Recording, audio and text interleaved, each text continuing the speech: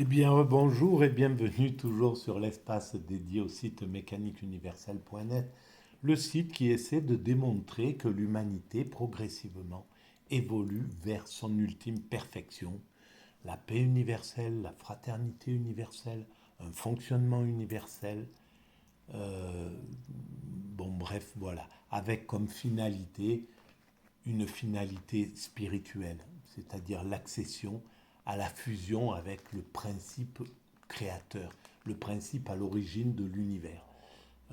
Et cette fusion se déroule à travers l'extase, le nirvana, l'éveil, peu importe comment on appelle cette expérience particulière qui nous met en relation avec le tout, avec la création en somme.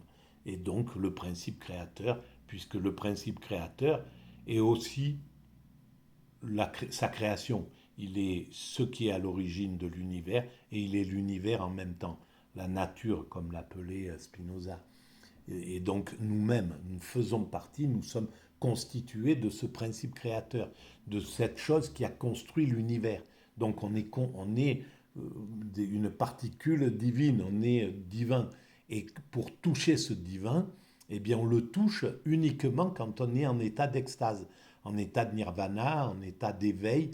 Quand on a atteint ce niveau-là, psychique, ce niveau de conscience, euh, ça peut être accidentel. Hein, c'est pas, bien sûr que la pratique logique, c'est une ascèse, c'est un travail comme le font les soufis, comme le font les moines tibétains, le bouddhisme, les moines zen, etc. Voilà, c'est par cette pratique qu'ils atteignent ce plus haut degré de l'esprit, l'éveil.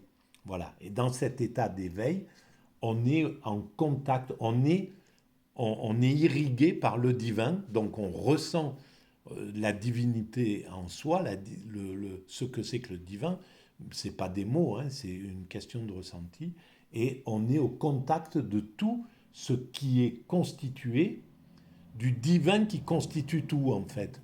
Le divin constitue la tôle de cette voiture là-bas, comme le pneu, comme une feuille d'arbre, comme l'air, comme une goutte d'eau, comme un cheveu, comme tout ça, c'est constitué du divin. Et dans l'état d'extase, ben, on est en relation directe avec ce qui constitue tout, le divin qui constitue tout en réalité. Voilà. Euh, et voilà. Ben, et donc, euh, ça c'est pour l'entrée en matière. Et je fais toujours ces entrées en matière un peu longues. Elles sont d'ailleurs, c'est le plus long de mes interventions. La plupart du temps, j'arrive même pas à parler de ce dont je veux parler. Par exemple, là, du livre de René Maheu, qu'il a écrit dans les années 60, 1966, qui était directeur général de l'UNESCO, sur la civilisation de l'universel. Et c'est ce dont je parle. Nous allons vers cette civilisation de l'universel. Et on peut se rendre compte qu'il y a pratiquement 70 ans, c'était beaucoup plus ancré dans la conscience de l'humanité. Dans les années 60, il y avait cette vision qu'on a perdue à partir du moment où le libéralisme est devenu le néolibéralisme. Il est rentré, il est devenu tout puissant quand le capitalisme il a réussi à flinguer son adversaire communiste dans les années 80, la chute du mur de Berlin, etc. Voilà, tout le monde est passé à la loi du marché et à partir de là, le capitalisme, il est devenu tout puissant et il a complètement oublié le côté universel. Il s'est mis à tout vendre, l'homme, l'humain, la terre, le truc, voilà, à tout privatiser. Et il s'intéressait plus à la spiritualité universelle. Le marché, c'est quelque chose de totalement athée. C'est totalement. Euh, c'est à l'opposé du spirituel. Même s'il parle du religieux, même si il met des chefs d'État comme George Bush qui va se dire du côté du bien, du côté de voilà religieux quoi en somme. C'est de la religion de combat, c'est pas du tout du spirituel. Il se, le, c'est c'est le représentant du marché. Il est religieux comme un marchand de tapis et peut être religieux quand il vend son tapis. Non, voilà, on est à des kilomètres de ça. Et là, on voit qu'on revient vers le spirituel progressivement. Et donc, on est en train de construire cette civilisation universelle. On a toutes les structures, l'ONU, l'OMS, l'OMC, l'UNESCO, etc. Toutes les structures pour fonctionner universellement, l'Organisation mondiale du travail, du tourisme, etc., des eaux, des forêts, de l'air. Toutes les structures universelles sont là. Il suffit de les faire passer en tête. Pour l'instant, elles sont vassalisées par les autres dominants, par les États-Unis, par les Chinois, etc. Donc, elles ne sont pas devenues, elles n'ont pas pris leur envergure, mais ça viendra. L'humanité, elle a le temps, elle va vers sa perfection. Il faudra encore 5, 6, 700 ans, peut-être 1000 ans, peu importe, mais il lui faut un temps d'évolution. Et progressivement, on va vers cela. Voilà ce que je veux dire. Alors, je voulais lire la 4e de couverture, en fait. C'était ça, mon intention. Et je vais commencer. Alors, la civilisation de l'univers, celle. En ce moment décisif de l'histoire, 1966, il a été écrit, hein, il ne suffit pas de proclamer l'égale dignité des hommes. Une tâche d'une toute autre ampleur requiert un effort méthodique et unanime, auquel les institutions internationales, en particulier l'UNESCO, fournissent un cadre nécessaire. Édifier patiemment, parfois obscurément, les conditions matérielles et morales dans lesquelles tout homme, sous quelque ciel qu'il vive, et à quelque société qu'il appartienne, pourra se réaliser et participer à la construction du monde futur. Donc voilà, on voit bien que ça, c'était les années 66. Pour les avoir vécues, on peut savoir qu'il y avait cet espoir-là. Il y avait cet espoir, on était dans un progrès social, humain, inouï dans l'humanité. Pourtant, il y avait ces deux compétiteurs. Il y avait le capitalisme d'un côté, initié par les États-Unis, l'Europe, etc. Et puis de l'autre côté, il y avait le communisme, le clan communiste, avec l'URSS donc, et tous ses satellites, la Chine, etc. Et ils étaient en compétition. Ils faisaient la guerre, évidemment, dans certains endroits, pour l'hégémonie, beaucoup en Afrique. Ils allaient se battre pour essayer de conquérir des parts de marché, en gros. Mais l'espoir était là et le capitalisme avait un visage humain. Il était obligé d'être fraternel, humaniste, d'avoir un peu des valeurs du communisme, parce que sinon il se serait fait éjecter. Un libéralisme comme aujourd'hui, si ça avait été le cas dans les années 60, tout le monde serait passé du côté du communisme.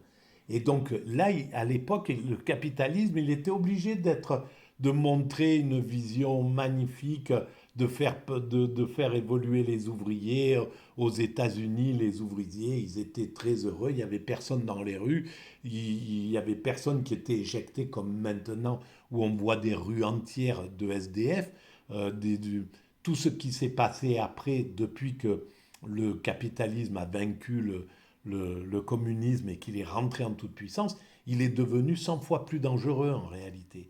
On est beaucoup plus malheureux maintenant quand le capitalisme est hégémonique qu'à l'époque où il avait un challenger, il avait un garde-fou en somme.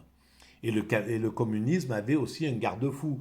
Le capitalisme, il pouvait pas faire n'importe quoi sous peine de se faire de, d'envoyer du carburant à son ennemi juré qui était en face.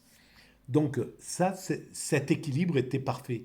Et c'est peut-être ce qui est en train de se remettre en place entre la Chine, avec la Chine et les États-Unis. Les BRICS sont en train de monter, ils vont devenir un challenger, ils sont une sorte de challenger. Ils vont obliger les États-Unis à devenir éthiques. Et là, on le voit. sous cette impulsion, le monde change. Ce qui est en train de se faire en Israël, en Palestine, eh bien, le monde entier commence à le critiquer, mais parce que les BRICS sont derrière et qu'ils peuvent soutenir cet esprit critique qui peut se développer.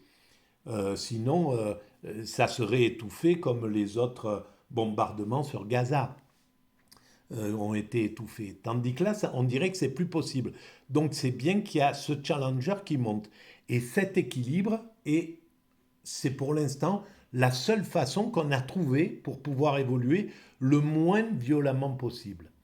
La meilleure solution, évidemment, ça serait la fraternité. Ça serait de se faire une compétition ludique mais et respectueuse, que les Américains et les Chinois disent, bon ben oui, notre but c'est de construire cette humanité le mieux possible, donc ok, on établit des belles règles d'évolution, de compétition, on les respecte, et puis on s'entraide le maximum pour développer tous les endroits qui ne sont pas développés, et qui, pour aider avec une vision universelle des choses, telles qu'on la voit là. Voilà, je continue.